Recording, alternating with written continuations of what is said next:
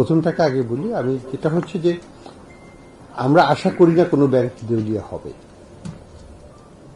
কিন্তু অন্যদিকে আবার এটাও ঠিক অনেক ব্যাংক দেউলিয়া হয়ে আছে, কিন্তু আমরা কাস্টমারের স্বার্থ রক্ষা করব, এই ব্যাংকগুলোকে আমরা ঘুরিয়ে দাঁড়াতে সাহায্য করব এবং ইনশাল্লাহ ওগুলো ঘুরে দাঁড়াবে। সময়ের ব্যাপার। 10টা ব্যাংকের মতো 9টা ব্যাংকের সেটা ইস্যু না। সেটা কথাটা হলো যে we are in an intensive program with them, ওগুলোকে টার্ন অ্যারাউন্ড আমরা করবো ইনশাল্লাহ, দরকার হলে মার্চ করব, কিন্তু কাস্টমার আলটিমেটলি ক্ষতিগ্রস্ত হবে না।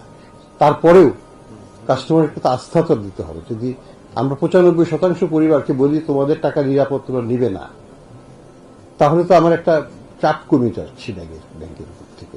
সেই উদ্দেশ্যেই এই ঘোষণাটা দেওয়া এবং এই তৎপরতা যে আমরা তোমাদের পাশে আছি।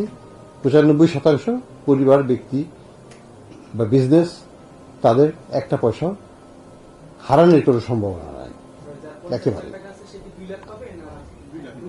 হ্যাঁ, আপ টু 2 লাখ। যদি আমার 50,000 টাকা থাকে আমি 50,000ই পাবো, আর আমার যদি 5 লাখ থাকে আমি 2 লাখ পাবো। এটা হচ্ছে কথা। হ্যাঁ, কাভারেজ। তা আর দ্বিতীয় প্রশ্নটা জানি কি ছিল? এক্সিম ব্যাংকের ইস্যুটা ছিল যে ওই পলিসিটা আমরা আগে নিয়েছিলাম, ওটার পরে আমরা এই যে ব্যাংক গ্যারান্টি স্কিম যেটা আমরা করলাম, ব্যাংক লোন গ্যারান্টি, এটা পরে করা হয়েছে, এটা তার আগের ব্যাপার। কাজেই এটার সাথে এটাকে আমি এক করবো না।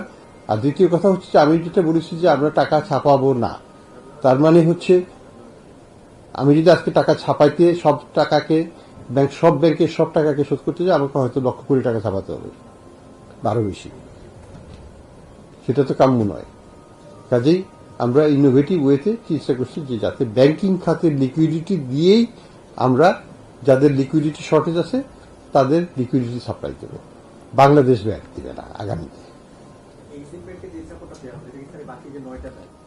আর কাউকে দেওয়া হচ্ছে না, ওই ফ্যাসিলিটিতে কাউকে দেওয়া হচ্ছে না।